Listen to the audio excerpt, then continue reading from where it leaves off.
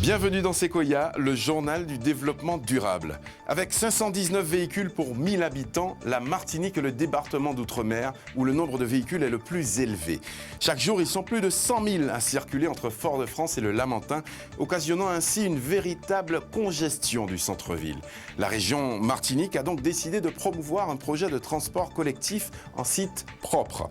Ce premier TCSP en outre-mer doit permettre d'offrir des solutions de transport public modernes, mais surtout de réduire les émissions de gaz à effet de serre par la mise en service d'un bus à haut niveau de service. Reportage.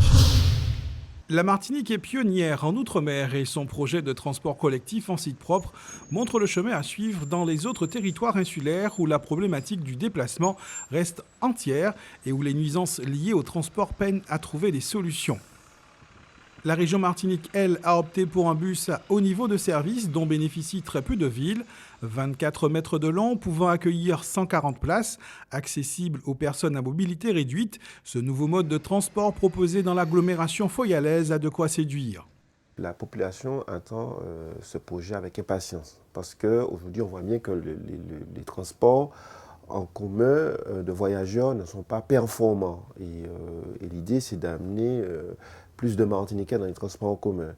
Alors, quels sont les changements importants? D'abord, le premier changement, c'est la qualité de service qu'on va amener, ce qui concerne au niveau des horaires. C'est-à-dire que l'amplitude sera de 5h à 22h, donc ce qui est nouveau. Ensuite, l'avantage, c'est qu'on pourra annoncer à l'avance l'arrivée de ce type de transport. Donc, les Martiniquais sont à quel moment ils pourront le prendre, à quel moment ils vont arriver au point où ils le souhaitent. Deuxième chose, c'est que aussi il y aura un changement concernant les habitudes, c'est-à-dire qu'il faudra que le Martiniquais puisse intégrer ce qu'on appelle la rupture de charge, c'est-à-dire qu'il va prendre un TCSP, mais il pourra aussi, avec le même titre de transport, prendre un autre titre de transport qui pourra, dans un premier temps, qui sera les bus qu'on voit, les bus mosaïques, mais très rapidement, on pense arriver aussi au transport maritime. Que le transport interrad et le transport maritime qui, je pense, dans les années à venir, ne va pas se limiter seulement au transport interrad. Et puis, très vite, arriver au changement avec les taxis collectifs. Donc. Il s'agira d'arriver à terme à un service de billettique unique avec des titres de transport sans contact. Sur le terrain, c'est un immense chantier qui se poursuit. Un chantier qui, en 8 ans, aurait généré plus de 2000 emplois pour réaliser les aménagements que demande ce TCSP. Mais un chantier pour lequel les promoteurs du projet se sont montrés exigeants pour en limiter les nuisances. On a mis des clauses quand même assez draconiennes pour forcer les entreprises à respecter la réglementation en vigueur.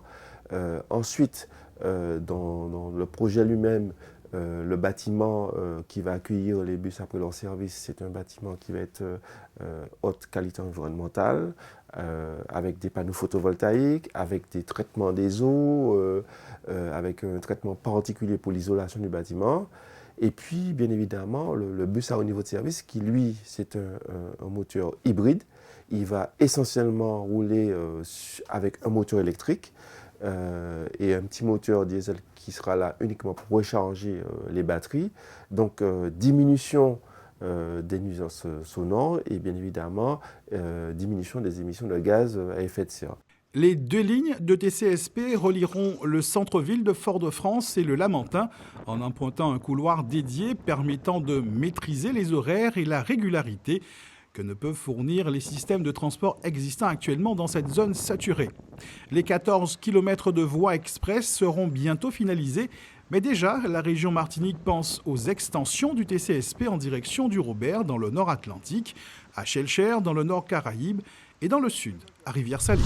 Merci de nous avoir suivis. Ainsi s'achève Sequoia, le journal du développement durable. Et n'oubliez pas, la planète est notre île. Protégeons-la.